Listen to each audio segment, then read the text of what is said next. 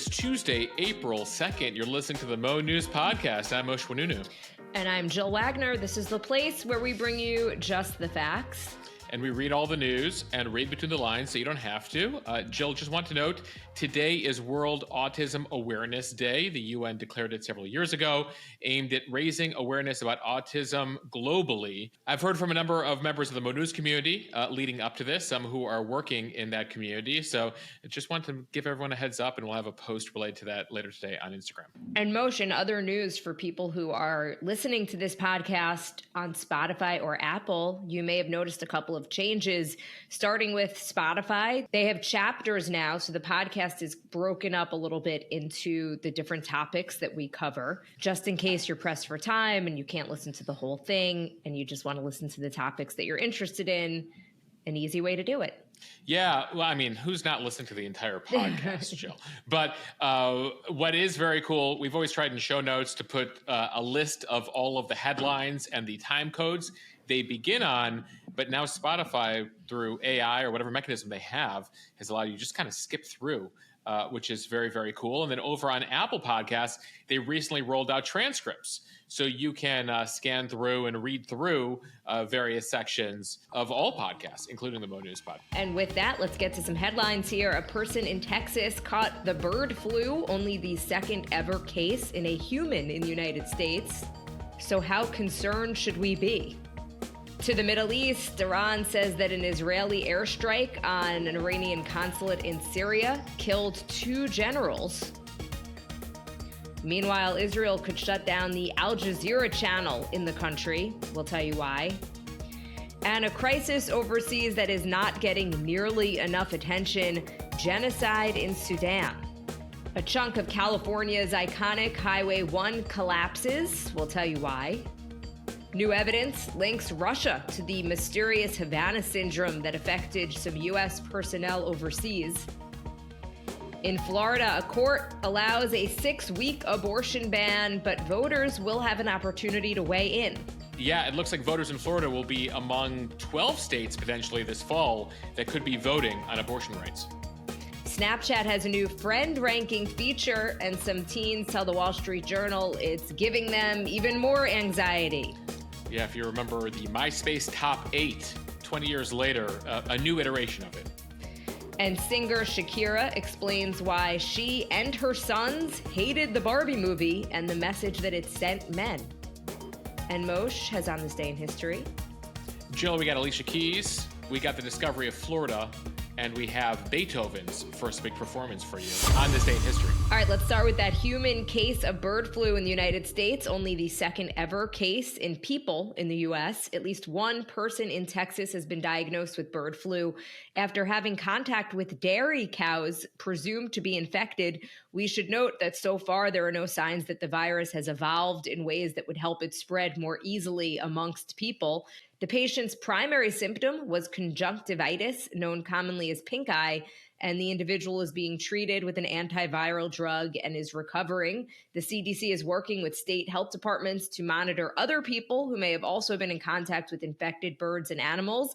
It's also urging people to avoid exposure to sick or dead birds and animals, to raw milk, feces, or other potentially contaminated materials. The Department of Agriculture announced the first cases in dairy herds in Texas and Kansas last week. In an additional herd of cows in Michigan, testing suggests that cows in New Mexico and Idaho may also be infected.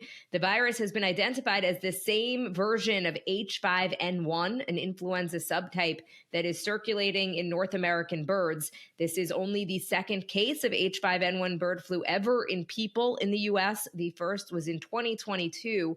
Health officials say the risk to the general public remains low. Yeah. Right now, they haven't discovered the ability of bird flu to transfer between people.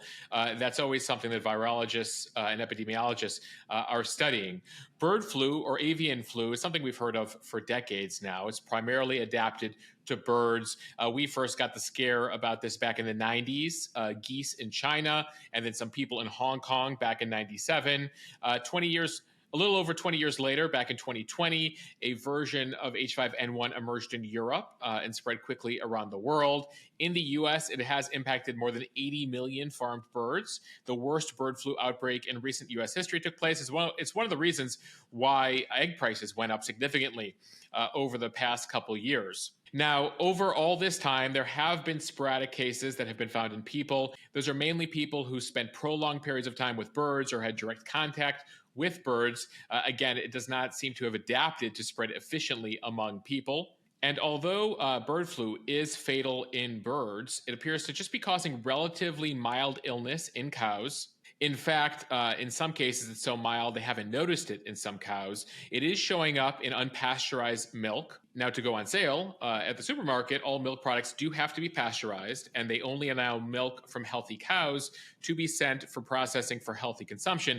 Again, the concern here is that it's so mild in some cows that they have to make sure they can detect it in all of them. So they are learning more day by day here. We'll keep you up to date over on the Instagram page and over here on the podcast, as well as our newsletter, as they investigate how the cows got the bird flu here, the impact here, and continue to track it, at least in the individual case we've seen in one person. Now to the latest in the Middle East. An Israeli airstrike demolished Iran's consulate in Syria on Monday, killing 2 senior Iranian generals and 5 officers.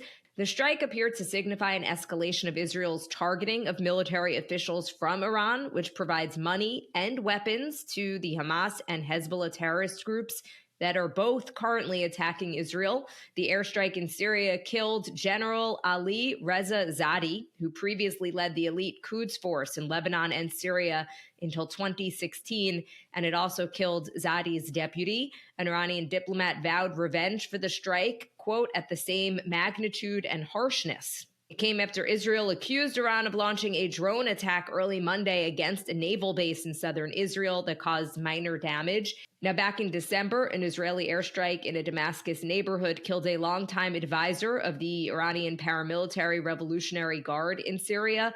A similar strike on a building in Damascus in January killed at least 5 Iranian advisors. This is something to watch closely because typically Iran is trying to strike Israel through its third-party groups, through Hezbollah, through Hamas, through the Houthis, through the Hezbollah group that it operates in Iraq as well. It is notable as part of this airstrike, both Islamic Jihad and Hezbollah said they lost leaders in this strike.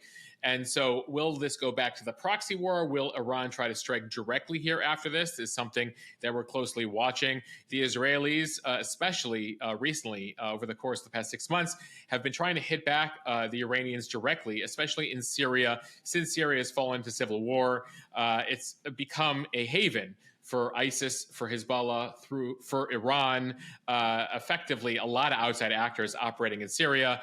The Israelis have air power over Syria and have been conducting a number of strikes nearly weekly throughout the war. Meanwhile, in Israel on Monday, the prime minister there, Benjamin Netanyahu, took aim at Al Jazeera. That is the Qatari-based cable news channel. The Israelis are now looking at banning the channel in the country. It's the latest in the back and forth with the network that has come into conflict with a number of governments in the region. The Israeli prime minister calling it a, quote, terror channel that spreads incitement. It comes after the Israeli parliament in the last day passed a law clearing the way for Al Jazeera to be temporarily closed in Israel. Now, notably, the Qatari government owns Al Jazeera, so they're not viewed as a complete free press. They're viewed as a state actor in this neck of the woods, and it does come at a time where the Qatari government has given home to the leaders of Hamas. It's also playing a key role in mediating a potential ceasefire here, a potential hostage for prisoners exchange between Hamas and the Israelis. Now, the Israelis have had a rocky relationship with Al Jazeera for a number of years, accusing it of unfair bias towards Israel, of inciting Palestinians to violence. Al Jazeera recently ran false reports of Israeli troops committing rape in Gaza and then retracted them. There was also the incident a couple of years ago of Israeli troops killing an Al Jazeera journalist. A number of Al Jazeera journalists have been killed in this current round of fighting as well. And so there's been a lot of back and forth between the Israelis and Al Jazeera again. And Israel is not alone here in considering Al Jazeera a provocateur in the region. Al Jazeera has been closed or blocked by a number of other governments in the region: Saudi Arabia, Jordan, the United Arab Emirates, Bahrain, and Egypt. Egypt actually banned Al Jazeera for a while there, accusing the network and its Qatari owners of supporting terror groups in the country. Saudi Arabia, there's been a back and forth there for a number of years. And this is something to keep in mind as you see a number of the Middle Eastern outlets. They're in many cases owned by government, or in some cases, individual groups. Al Arabiya, owned by the Saudi government; Al Jazeera, owned by the Qatari government. So in many cases, as these countries are engaging in foreign policy in the region, they're using their media outlets to their benefit. Now, Monday's law did not immediately close the station, but it authorizes officials to do so after consultations and approval from legal and security officials. Any order would be valid only through July 31st, or the end of the war in Gaza.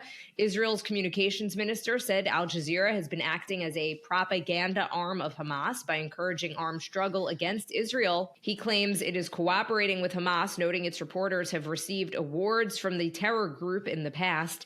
In Washington, U.S. State Department spokesperson Matthew Miller said the U.S. does not always agree with Al Jazeera's coverage, but respects its work. All of this comes as the Israelis have been criticized by a number of free press groups and media entities for not allowing journalists to freely operate inside Gaza. It's required a lot of Western media and other organizations to hire locally there to try to get information on what is happening on the ground in Gaza. Now, the Israelis say, for their part, say they cannot really track outside journalists coming into Gaza, so they're doing this for their own safety, though it does come as several dozen journalists have been killed in Gaza. Again, the Israelis noting that the majority of those journalists actually worked for Hezbollah or Hamas media channels in the Gaza Strip. As for Qatar here and what the Israeli strategy may be here, they have been acting as the chief mediator, as I mentioned, between Hamas and the Israelis, trying to broker a ceasefire, though recently Hamas has rejected a couple offers. And by targeting Al Jazeera here, Israel could be trying to push Qatar to put additional pressure on Hamas. We told you a couple of weeks ago that the Qataris were telling Hamas, take a deal or we'll start kicking you out of the country. So this all comes as the Israelis are trying to push the Qataris to get Hamas to make a deal here. And on that end, it's definitely noteworthy that the ceasefire talks are now happening in Egypt. And there has been some concern amongst Israeli officials that Qatar was not pressuring Hamas enough. So perhaps a reason why these talks are now in Egypt and in Cairo instead. Yeah, you got to zoom out when you look at any headline from the region and try to take into account all the various factors here, the 3D chess that all of these actors are playing both publicly and privately. Time now for the speed read from the Wall Street Journal, an international crisis that's getting a lot less media attention, but it is no less urgent. Human rights groups fear that another genocide is taking place in Sudan amid a year-long civil war between the country's two most powerful generals. It is being perpetrated by mostly Arab fighters against Darfur's Black indigenous communities. This time, unlike in Darfur 2 decades ago, the situation is drawing less attention. Diplomatic efforts by the U.S. and other global powers to end the fighting and protect civilians have fallen behind other foreign policy priorities like Ukraine and Gaza. The Wall Street Journal has documented abuses against civilians on an industrial scale. UN officials and international monitors say tens of thousands of Darfuris have been killed and about 3 million have been displaced. Aid agencies have struggled to raise funds to support those in and around Darfur. Millions are now sitting on the edge of famine. Yeah, you might remember years ago, Don Cheadle, George Clooney, and others raising awareness, raising support for Darfur.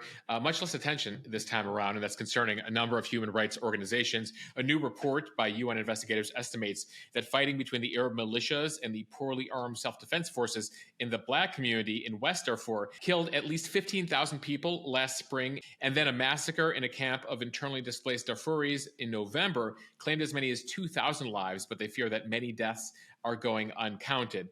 Background here, we've told you about this on the pod before. This is a war between the head of the Sudanese armed forces that is led by General Abdel Fattah Burhan, and they're facing off against the other group here, the Rapid Support Forces, who actually are led by Burhan's former deputy. His name is General Mohammed Hamdan Dagalo.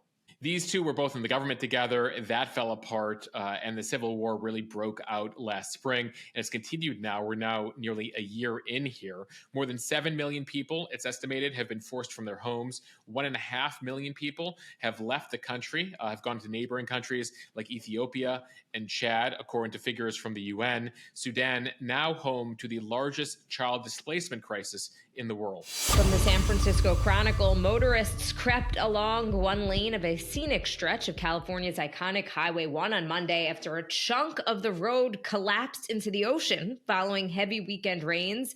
It stranded as many as 2,000 people in the coastal community of Big Sur. The collapse happened Saturday near Rocky Creek Bridge, about 17 miles south of Monterey. Traffic backed up for miles in both directions.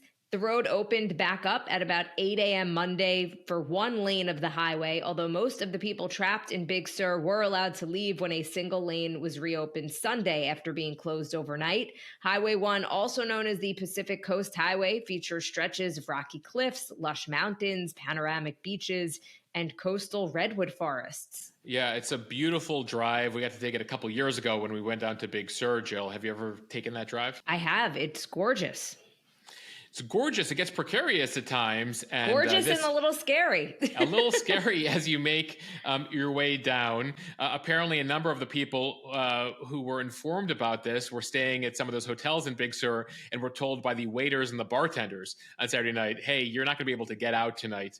Part of the road has collapsed. Some people were lucky to get rooms at local hotels, others at campgrounds. Some slept in their cars. Now, it's not clear here when it'll fully be rebuilt and fully reopened here. This is always an issue with PCH. Every time there's major storms, there are sometimes major holes that open up there. Thankfully, no reported injuries from the collapse here, but it does come as we've seen these torrential atmospheric rivers hit California now for a couple winters in a row. From CBS News, new evidence suggests that Russia may be behind the mysterious neurological illness that has affected U.S. diplomats and government workers around the world. The joint investigation published Sunday by 60 Minutes and several other media organizations found that Russia's military assassination unit, called GRU Unit 29155, may be behind cases of Havana Syndrome. It is the first evidence linking a foreign adversary to the neurological symptoms, which contradicts the United States' previous assessment that it was very unlikely a foreign government was to blame. The injured include White House staff, CIA officers, FBI agents, military officials, and their families. Symptoms can include extreme headaches, dizziness, nausea, and ear pain. The condition was dubbed Havana Syndrome because reports of American officials falling ill were first documented at the U.S. Embassy in Cuba's capital in late 2016. So now this new joint investigation suggests that the cases may have surfaced 2 years earlier in Germany and points to the use of what they call direct energy weapons by this Russian assassination unit. There have been now more than 1,500 reported cases across the U.S. government in nearly 100 different countries. When the Russians were asked about this, they did what else? They denied that they were involved here, telling reporters, quote, all this is nothing more than baseless accusations and unfounded accusations. Did we think they were going to say, okay, it was us. You got it. You figured it out. Well, actually, we told you yesterday on the podcast, the dissident who gave information to the Ukrainians in Spain, they sort of admitted that they killed him in Spain. But for the most part, 9 times out of 100, the Russians are like, what do you mean? We didn't do that. It wasn't me. Exactly. Okay, from the Miami Herald, the Florida Supreme Court ruled Monday that the state constitution's privacy protections do not extend to abortion, effectively allowing Florida to ban the procedure after 6 weeks of pregnancy. Until now, Florida had a 15-week abortion ban. At the same time, in a separate decision released yesterday, the justices allowed Florida voters to decide this fall whether to expand abortion access. The court ruled 4-3 that a proposed constitutional amendment that would guarantee the right to abortion until viability, generally considered 24 weeks, could go on the November ballot. But as of now, that 6-week ban will take effect within 30 days. It's notable here, the transformation that has taken place in Florida. It was once a destination for women seeking abortions across the American South.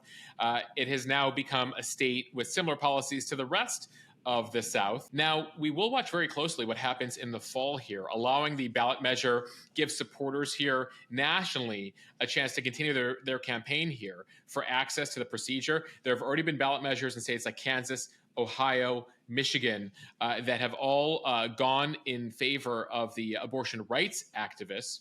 In some cases, happening in very red states where women are like, no, we will not see abortion be banned in this state. So right now, Florida is among up to a dozen states that have already or are looking to put abortion on the ballot this fall. Florida is the largest of those states, but it's something we'll be tracking. And so far, again, in all the states where it's been put up to a vote, the abortion rights side has been victorious. Which is why I cannot imagine that Donald Trump's campaign is happy about this right now, because it could bring out a lot of Democratic voters, a lot of young people come November. Yeah, something Biden's been struggling with, right? Young voters, trying to get them motivated. And so Democrats see the abortion issue as a way to get them out. Yeah, and that's something you're hearing from Democrats, right? That your human rights, that your rights as women are on the ballot here, are at stake here.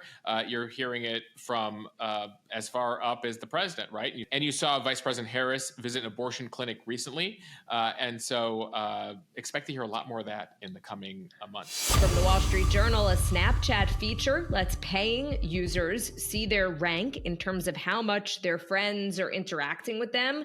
But in Snapchat speak, it basically lets them see their position in their friends' digital orbits. So for some teens whose friends are everything, it is adding to their anxiety. Snapchat Plus is the app's $4 a month subscription service. Subscribers can check where they rank with a particular friend based on how often that friend communicates with them.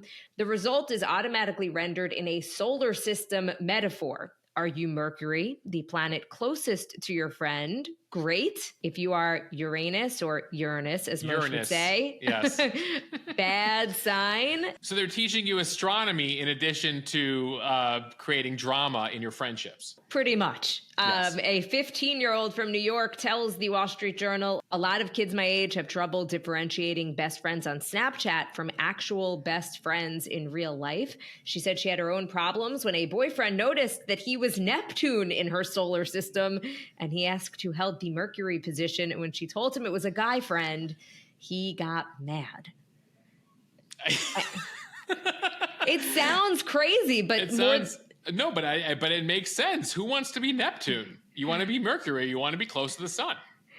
More than 20 million U.S. teens use the app, although most apparently do not pay for Snapchat Plus. The young adults interviewed by the Wall Street Journal say they have seen friendships splinter and young love wither due to the knowledge that someone else ranks higher on the app. I mean, in all seriousness, as we talk about mental health, social media, especially at this stage of life, right?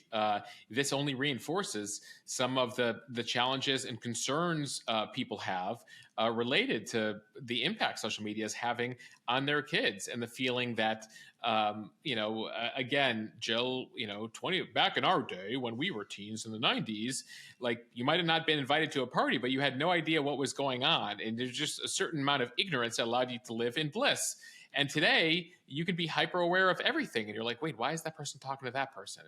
And why do I rank here and not there? I was joking at the top that this sort of reminds me of MySpace, the top 8. I don't know if anyone in the listening audience remembers, but you could, back in the pre-Facebook days, MySpace had a similar version of this. Right. So I posted this on my Instagram account, and a few people wrote that this was reminding them of that feature from MySpace in a bad way. They were like, we're having serious negative flashbacks from this. But that was also an era, Jill. It was pre-smartphone, right? Flip phones were still coming into effect. You didn't have text messaging even at that point.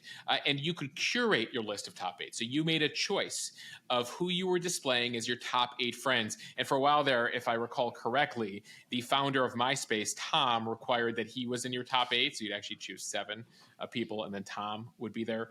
Again, this is in the pre-Facebook days as Mark Zuckerberg was coming up with Facebook on a college campus. But we also had experience at that time dealing with people in the real world. We understood real life from social media life. And now there's an entire generation that only understands things through social media, understands things digitally. And that's one of the concerns here, and something that has come up frequently on this podcast, on the Instagram account.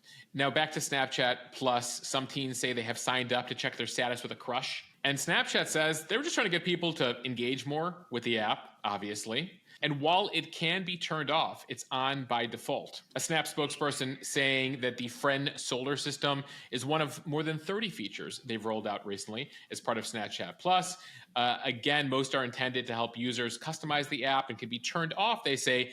But really, do you want to turn off a feature as addictive as knowing your status with your friends, with your frenemies, with your enemies, with your family, and with your partners? So I don't know how long this feature is going to last, Jill, given some of the backlash that it's getting. So I posted this again on my Instagram, and someone else said, they said, my teenager told me Snap scores are also an issue. If your score is low, it means you are a, quote, loser. And if it is really high, it means that you are, quote, loose.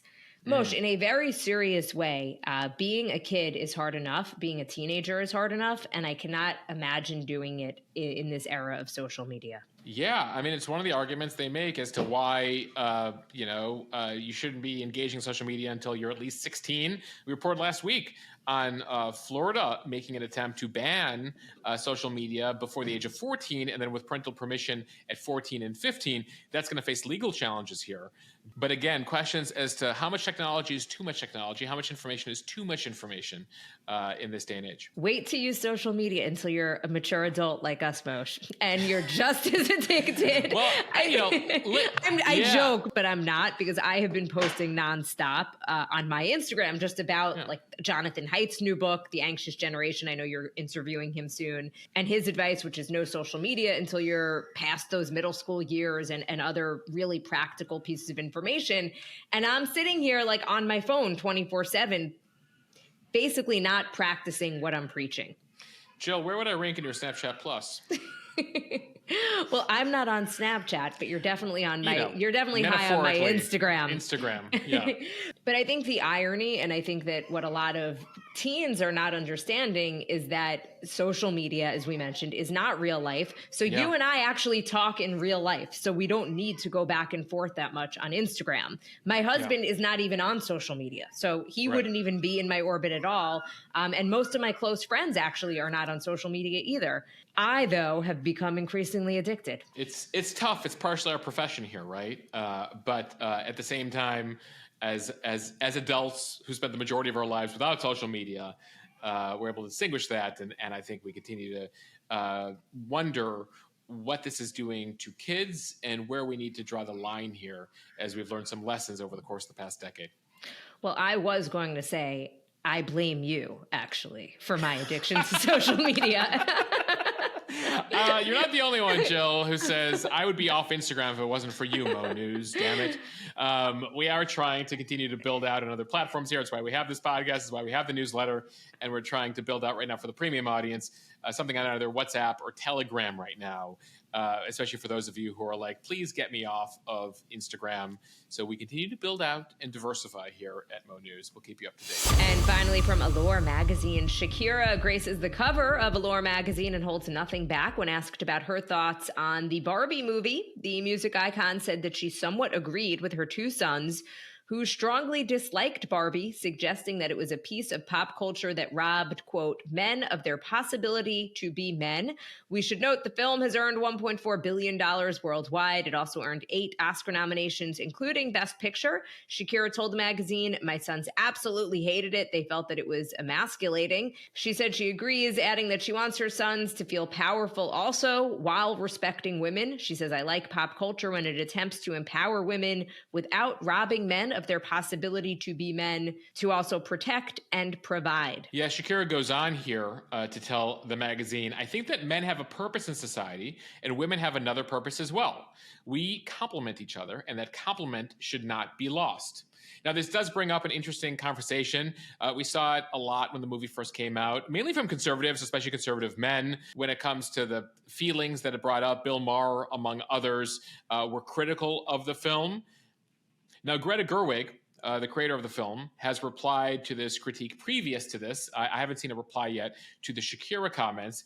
She told the New York Times last year, "My hope for the movie is that it's an invitation for everybody to be part of the party and let go of the things that aren't necessarily serving us as either women or men. I hope that in all of the passion, that it can give some of the relief that it gave to other people." So she sees this as a conversation starter, but it was notable here to hear this from Shakira in light of the comments by her sons, who I believe are 11 and 9 years old. I get it. I mean, I liked the Barbie movie, and I feel like I'm going to get hate mail because of this. But after the first 10 minutes, it was like, okay, I get the point of this movie. And then it did kind of beat you over the head with it a little bit. Jill, I think it's an important conversation to have.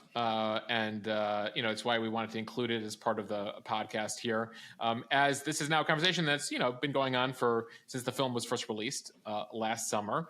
And is one of the reasons why I think the film struck a chord with a number of people. I think that was part of the goal here for Greta Gerwig, and why everything around gender in this film has gotten a lot of headlines, right? And before I get hate mail, which is fine, you don't have to agree with everything I say. I did like the movie. I just thought it was like, okay, we get it.